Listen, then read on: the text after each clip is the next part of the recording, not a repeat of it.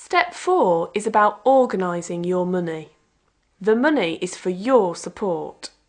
In Control thinks that people can be trusted to spend their money properly. There should be a light touch in checking how people use their money.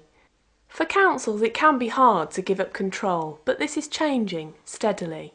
It's very basic accounts. I have three columns. What's coming in, what's going out, and how much is left, really.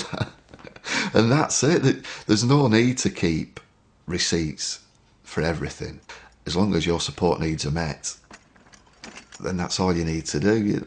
And I think they are audited, but they're not looking to see if you've got, if every single penny matches up, if you've got a receipt for everything.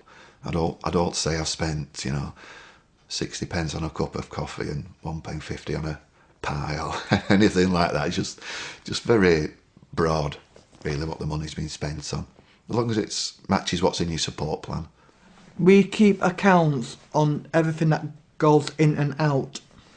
And I've got my computer, so we can always check things on my computer as well.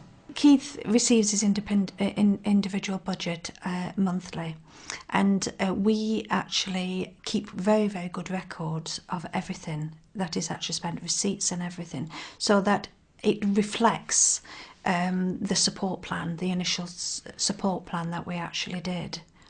There are some changes, because it has been an evolving journey, and there are some changes, and we have adapted and changed, and it's all there for the audits to actually see when they come. Because we're organising the money, we really have to be very careful, but we have to show social services where and how we are spending that money. We don't use a broker. I write everything out and Dad signs the cheque. And Mum's chief filer and does a very good job. There are several ways you can look after your support money. The first way is with direct payment. The money goes straight into your bank and you manage it. The second way is that the money can be paid to someone who acts on your behalf, perhaps a family member. The third way is that you could set up a trust, a group that acts for you and manages the money.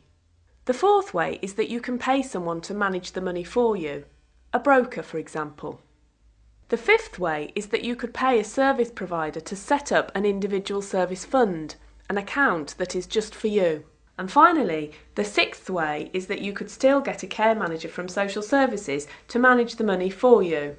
Although I still have complete control to a certain degree, I didn't want to have the control and the worry of the money, so I'm using a agency to hold the money for me. Craig's got a substantial resource allocation, so myself and my husband work full time, and to do everything ourselves, was to organise everything and all the money side of it. We felt it was a little bit too much, so we wanted to be in control, but we wanted the money side, the financial side, let somebody else look at that. So that's why we decided to go with our preferred independent provider. On a day-to-day basis, the money side of it again, I don't need to worry about any of that because social services and the independent provider work all that out for me. So at the end of the day, I only need to write a cheque. Yeah, I guess other people use a whole variety of people maybe to do their PAYE, the pay-as-you-earn stuff, to do people's tax and national insurance. We find by managing the money we can seem to get best value out of it because we don't take a management fee. You could maybe get a broker to manage that money for you, or maybe a friend of the family. One thing we are looking at though is something called an independent living trust, which is where people sign up as in a legal sense to actually say we will act in the best interest of this individual person.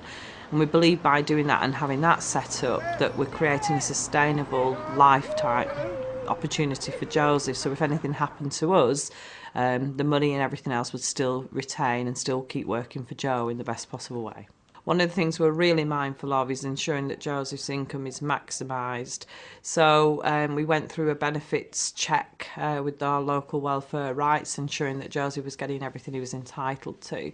And I would say to any family, any individual in our circumstances, to ensure you do that on a regular basis, because the benefit system continually changes and you never know what's available. To make this budget actually last, because obviously it's quite expensive having care 24 hours a day, every 6 weeks my sister and I take a week when we look after my father, and we tie that in usually with holidays because she's in education. So that's how we make the budget work. I gave a little bit of guidance in terms of working out the sort of how much it would cost, so how much they should allow per hour to pay Kamara, Mrs Holgate's granddaughter, and any of the kind of additional costs that employers have to meet, things like national insurance and all that kind of stuff. I get paid monthly. We've got timesheets to work out how many hours I do, and then the timesheets go into the accountant, and then she works it out and I get paid monthly through my bank, from Nan's account to my account. I think Pendrell's Trust oversee all the financial side of it and help with the paperwork and the wages, but Kate's actually my employer. We manage the budget. She gets an allowance from Barnsley Council, and this is paid into a separate bank account that Kate's had to open.